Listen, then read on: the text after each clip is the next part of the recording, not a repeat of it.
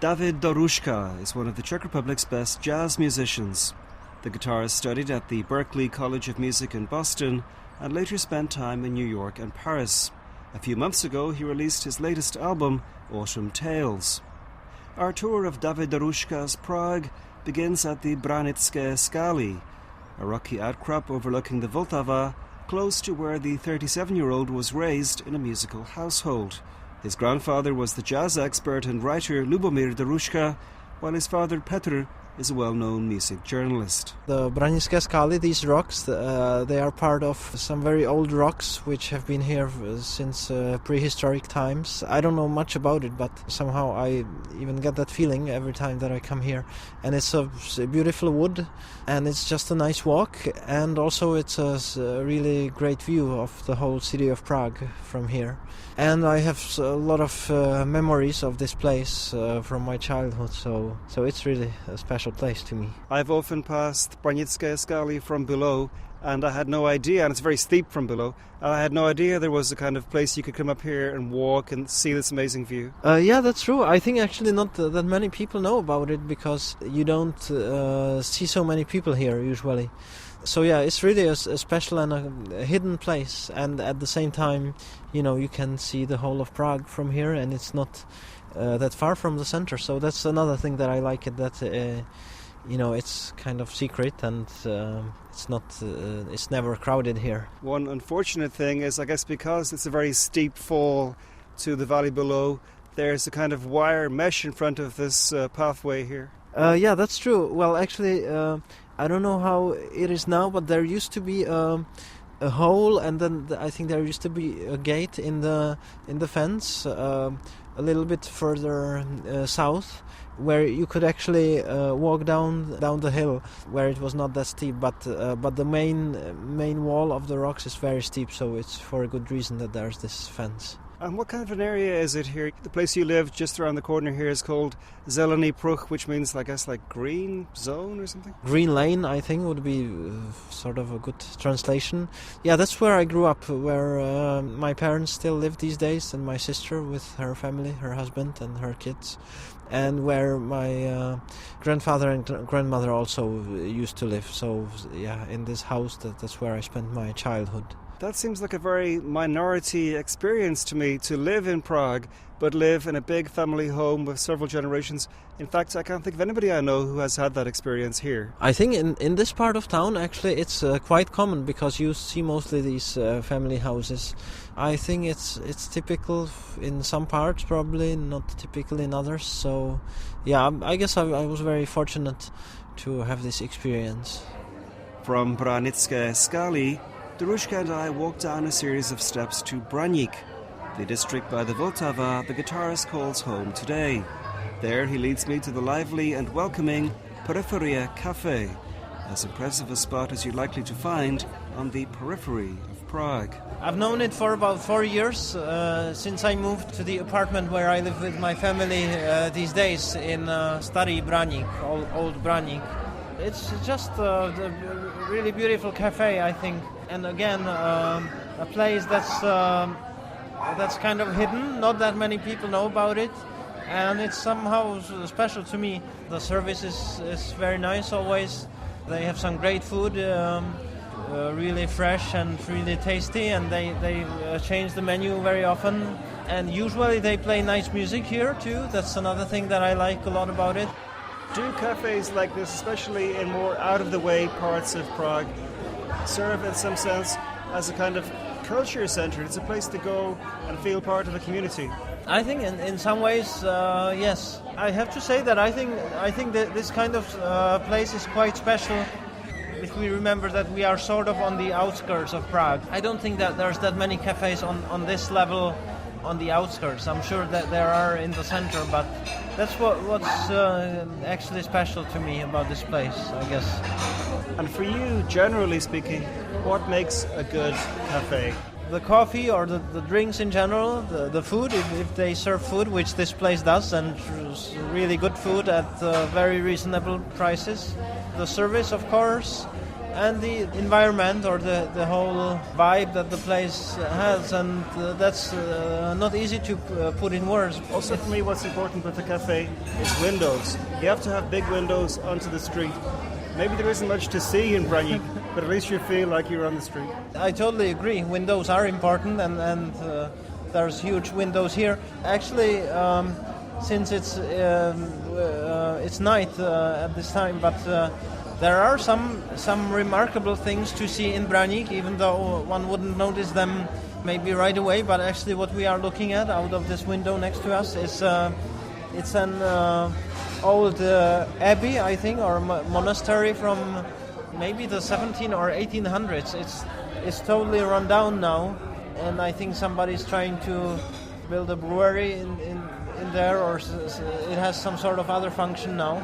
So Branick does have some sites. I think so, and it's just a very pleasant part of the city to live in for me.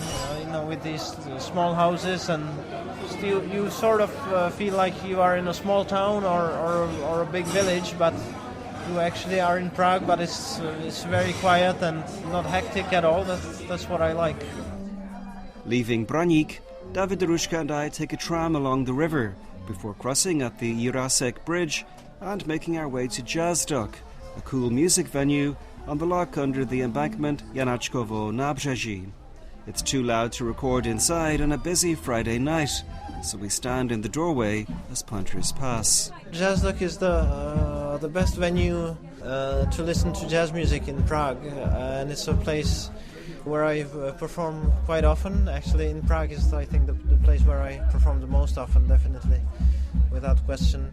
And I think for anybody who wants to hear great music great jazz music in Prague, it's really the place to go to. It's a very nice club with great music, great program, good food, good drinks, good environment. I just really like it to play and to listen to music, and very often bands from abroad that I want to hear very often come to play here. So I come here often as a performer and as a listener too.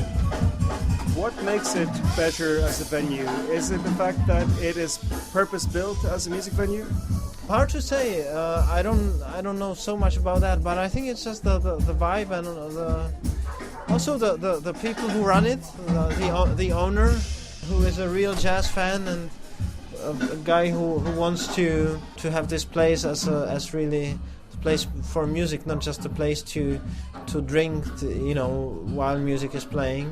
And also just the programming of the music. There's always good music here, really. Also, it's quite a spectacular place here, right by the river. It's really spectacular. Oh, totally, it is. It's special. I don't know if I could remember any other club in a place like that, just right on the river. So, apart from Jazzdok here, what are the best jazz venues in Prague? Another place that I like is U Malého Glena, a place which has been existing for over 20 years, maybe 22 years, or something like that. So that's a place that I like too, where I've played a lot, and it has a very nice atmosphere and good bands play there.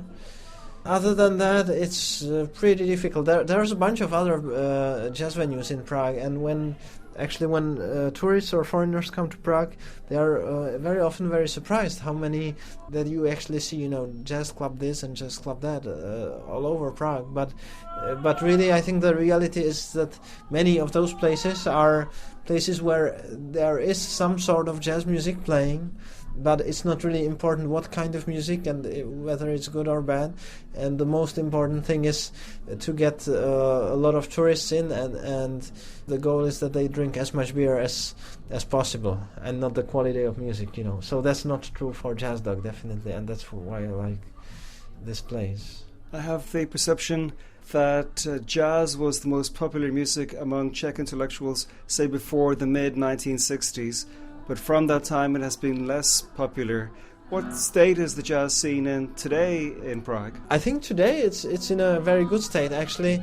It's the Czech jazz scene has really improved and gotten bigger, much bigger in the past 15 years. So Myself, I started performing in public when I was 14 in '94. And there were some really good Czech jazz players at the time who I had the chance to work with. At that time also there was a number of American musicians who were actually living in Prague in the mid-90s. But, you know, the Czech scene at that time, the number of really good musicians was not very big, and it's gotten much bigger since then. So today I'm pretty happy that, you know, I live in Prague and I get to work with some really great players who also live here. So I can't complain. I think it's improving and it's very interesting today. And to what do you credit the fact that there are today more good jazz players, that the scene is more lively than it was a few years ago? You can see this again, you know, not just in the Czech Republic but everywhere, because there's schools that people go to, and just the ways of studying the music these days are much easier than they used to be, and there's just more musicians than there were before. So all these reasons, I think, contribute to that.